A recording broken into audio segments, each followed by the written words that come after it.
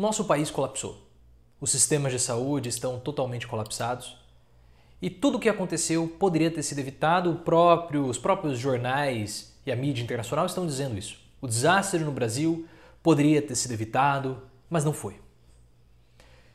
E não tem a quem nós recorrermos. Não adianta. Nós só podemos recorrer a nós mesmos. Não espere um salvador da pátria, um político que vai fazer algo por você, porque eles não vão.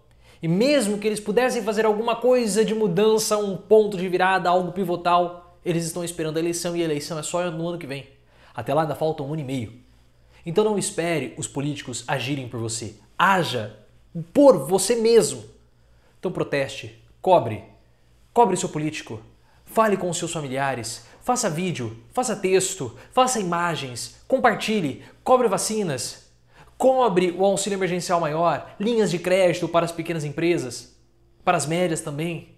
Não espere os políticos, porque você tem que fazer o seu próprio movimento. É assim que nós iremos nos salvar.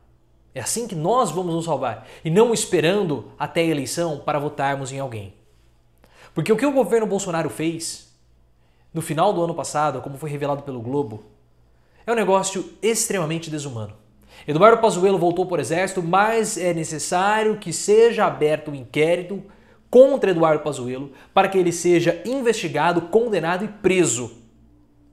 Porque o Globo teve acesso via lei da informação a manobras políticas do Eduardo Pazuello que vocês vão ficar totalmente estarrecidos. E é por isso que nós não podemos esperar movimentações dos políticos. Nós temos que provocar os políticos a fazerem algo. Porque não somos nós que temos que seguir os políticos, são eles que têm que nos seguir. É assim que funciona. E não o inverso, nós temos que ser mais participativos para evitar justamente que situações como essa do Eduardo Pazuello não se repitam. Eu vou ler para vocês. Olhem só. Não, olhem só. Vocês lembram que em janeiro teve o colapso em Manaus que acabou depois se espraiando para todo o país. Nós estamos colapsados, há risco inclusive de faltar oxigênio. Em Manaus faltou. Os hospitais viraram câmaras de asfixia porque os pacientes não conseguiam respirar, faltava oxigênio. E naquela época, ao invés de reduzir os impostos sobre a importação de cilindros de oxigênio, sobre os cilindros de oxigênio, o governo aumentou os impostos. Vou ler para vocês. O aumento de imposto sobre cilindros de oxigênio às vésperas do colapso do sistema de saúde do Amazonas por causa do aumento de casos e mortes de Covid partiu do Ministério da Saúde. A informação consta de documentos internos obtidos por meio da Lei de Acesso à Informação, pela Agência de Dados Fiquem Sabendo, aos quais o Globo teve acesso. Foi a pasta então comandada por Eduardo Pazuello que em dezembro de 2020 excluiu os cilindros da lista de produtos que deveriam continuar a ter alíquota zero de importação. Os documentos mostram também, olhem só como esse Pazuello ele é canalha. E nós temos que lembrar que Pazuello está a mando do Bolsonaro. Os documentos mostram também que ao mesmo tempo o Ministério pediu a manutenção do benefício para cloroquina e ivermectina, medicamentos sem eficácia comprovada contra a Covid. A revogação da isenção para o oxigênio vigorou até a primeira quinzena de janeiro, quando pressionado pela crise de abastecimento de oxigênio hospitalar em Manaus, o governo recuou e reduziu a tarifa dos cilindros.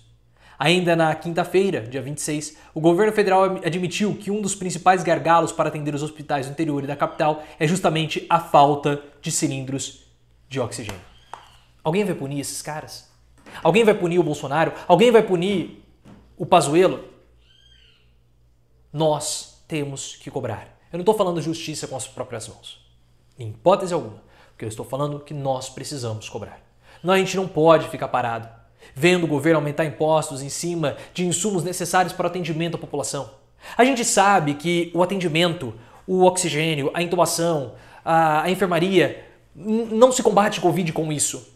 A Covid se combate com políticas públicas. Fazer um lockdown direito, decente, mas não é só fechar tudo, não. Você tem que dar condições para que as pessoas Fiquem em casa com um bom auxílio emergencial, com crédito suficiente para que as pequenas e médias empresas possam continuar existindo, operando, para que elas não demitam os funcionários. E isso são políticas públicas para que haja também formas das pessoas que moram em comunidades, em favelas, que a favela é o grande vetor de transmissão dos vírus, que elas possam sair e ir para lugares mais seguros, para que a gente possa conter o vírus, mas com políticas públicas inteligentes. Por quê?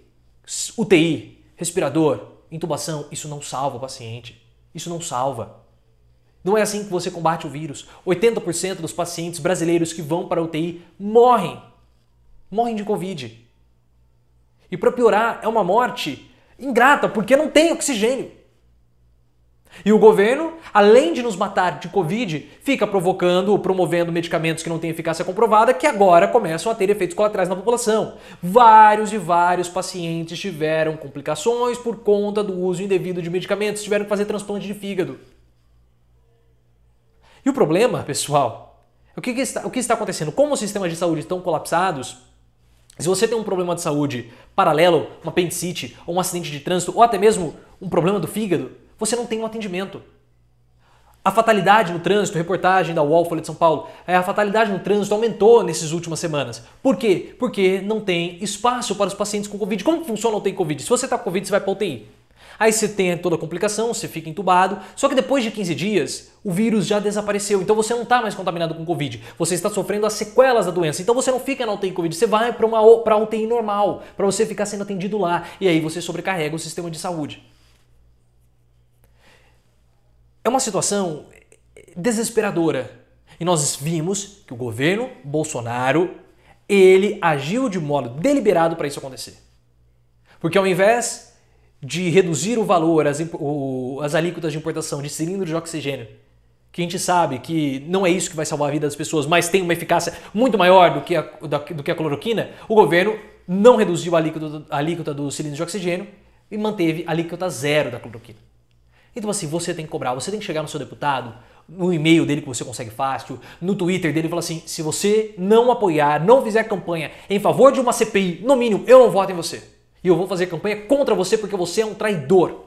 É aí sim que você vai conseguir convencer o deputado. Nós não podemos mais esperar, de braços cruzados, o governo Bolsonaro. O governo Bolsonaro tem que sair agora. Esse é o momento que nós estamos pressionando o governo, que o governo está enfraquecido. Ah, mas não vai ter impeachment. Tem que ter um pessoal que vem aqui que, nossa, me dá vontade de estrangular. Ah, porque não vai ter impeachment, porque a oposição é menos... Não importa que não vai sair impeachment, tem que cobrar pelo menos uma CPI. Tem gente pensando que o Bolsonaro vai ficar fortalecido no impeachment. E nós, morrendo todos os dias de Covid. Pressione o seu deputado, faça a sua parte. É assim que nós vamos conseguir virar o jogo e salvar mais vidas. Nós estamos sendo cada vez mais acuados pelo presidente Bolsonaro. E nós não podemos mais tolerar isso, porque as pessoas estão morrendo. Vai chegar um tempo que a culpa não vai ser somente de Bolsonaro e dos congressistas, vai começar a ser nossa também, porque não fizemos a nossa parte. Não fizemos. Temos que começar a fazer.